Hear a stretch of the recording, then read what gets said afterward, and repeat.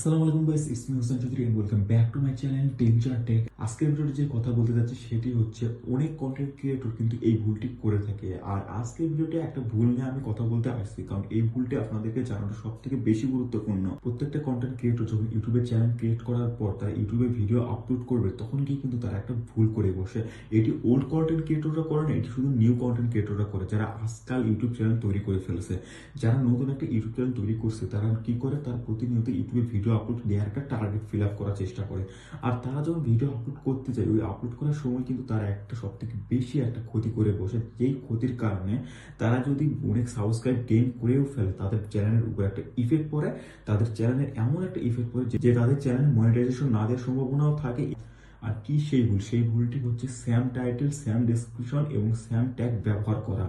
অনেক content creator করে এটা কি, গেমিং ভিডিও তৈরি করতেছে অথবা ব্লগিং ভিডিও তৈরি করতেছে, তার প্রত্যেকটা ভিডিও টাইটেল একই দেয়, প্রত্যেকটা ভিডিও ডেসক্রিপশন একই দেয়, প্রত্যেকটা ভিডিও ট্যাগ একই দেয়। মানে টাইটেল, ডেসক্রিপশন, ট্যাগ সবকিছু সেম টু সেম দিয়ে দেয়। আর এই জায়গায় গিয়ে কিন্তু তারা ভুল করে বসে। আর এই ভুলটি করার কারণে কিন্তু তাদের চ্যানেল কিন্তু তিনটের সমস্যার সম্মুখীন হয়। এক হচ্ছে তাদের চ্যানেলের রিচ ডাউন, দুই তাদের চ্যানেলে একটা স্ট্রাইক আসার সম্ভাবনা থাকে, তিন তাদের চ্যানেল যদি কপিরাইট স্ট্রাইক এবং রিচ নাও ডাউন করে, সেক্ষেত্রে কিন্তু তাদের চ্যানেলে মনিটাইজেশনের সময় অনেক বড় একটা ক্ষতি আসতে পারে। যারা নতুন ইউটিউব চ্যানেল তৈরি করছে তাদের উদ্দেশ্যে একটা কথাই আমি বলবো, সেটি হচ্ছে Sam title, Sam description, Sam tag কখনোই ব্যবহার করবে না। কারণ Sam title, Sam tag, Sam description ব্যবহার করার ফলে কিন্তু চ্যানেলের উপর একটা মারাত্মক ইফেক্ট চলে আসবে, চ্যানেলের রিচ ডাউন হয়ে যাবে এবং চ্যানেলের বিভিন্ন ধরনের ক্ষতি হবে। এক সময় দেখা যাবে যে ওই চ্যানেলে 7 দিন ভিডিও আপলোড করা যাচ্ছে না।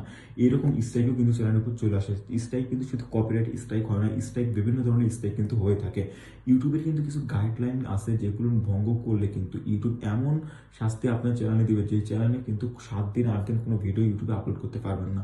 সো নতুন ইউটিউবারদের, নতুন কন্টেন্ট ক্রিয়েটররা আমি একটা কথাই বলবো, Sam title, Sam description, Sam tag কখনোই ব্যবহার করবেন না। প্রত্যেকটা ভিডিওর জন্য প্রত্যেকটা টাইটেল, ডিসক্রিপশন এবং ট্যাগ আলাদা আলাদা ব্যবহার করবেন। কারণ Sam tag, Sam title, description ব্যবহার করতে গেলে কিন্তু আপনার চ্যানেল একদম 12টা বেজে যাবে।